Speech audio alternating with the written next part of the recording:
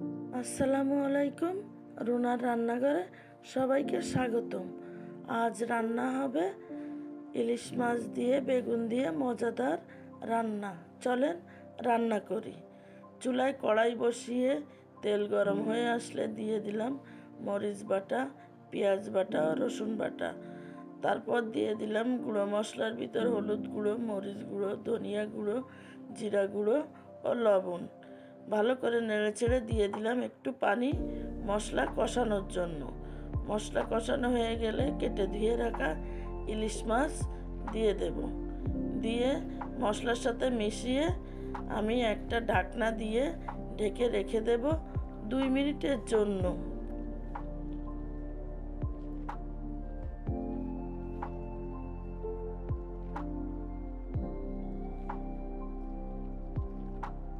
দুই মিনিট পর কষানো মাছগুলো আমি তুলে নেব।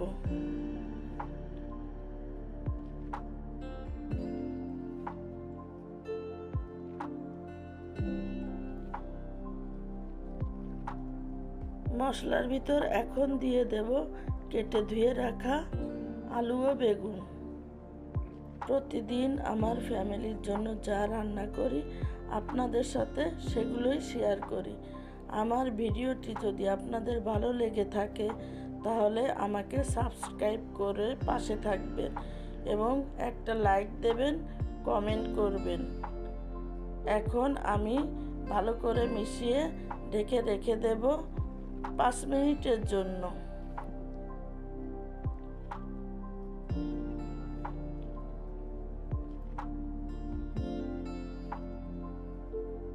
বেগুন কষানোর সময় চুলার আঁচ ফুল আঁচে রাখতে হবে।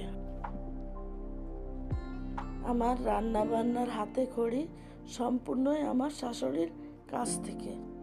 আমার শাশুড়ি মা যেভাবে আমাকে দেখিয়ে দিতেন আমি সেভাবে রান্না করতাম। এখন আবার ঢেকে দিলাম 2 মিনিটের জন্য। 2 মিনিট পর নাড়াচাড়া করে এখন আমি দিয়ে দেব ফুটন্ত গরম পানি। গরম পানি দিলে বেগুনের শক্ত শক্ত ভাবটা থাকে না। আমি যতটুকু ঝোল রাখবো সেই পরিমাণ মতো পানি দিয়ে দিলাম। আপনারা আপনাদের পছন্দ অনুযায়ী পানি দিয়ে দেবেন। ঢেকে রেখে দেব 2 মিনিটের জন্য। ঢাকনা খুলে কষিয়ে রাখা মাছগুলো দিয়ে দেব।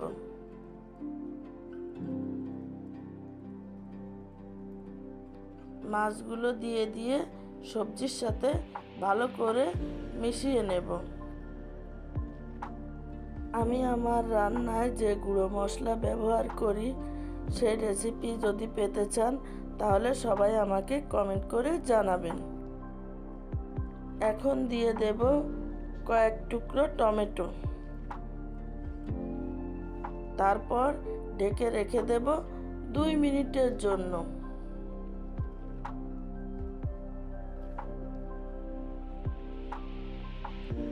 ঢাকনা খুলে কেটে রাখা কয়েক ফালি কাঁচামরিচের টুকরো দিয়ে দেব।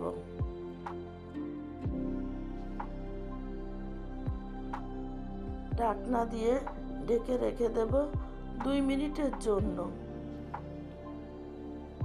ঢাকনা খুলে দিয়ে দেব ভাজা জিরা গুঁড়া। এখন ভালো করে মিশিয়ে নেব। দেখেন রান্নাটা দেখে মনে হচ্ছে না কতটা সুস্বাদু হয়েছে। আমার ভিডিওটা সম্পূর্ণ দেখার জন্য সবাইকে ধন্যবাদ। আল্লাহ হাফেজ।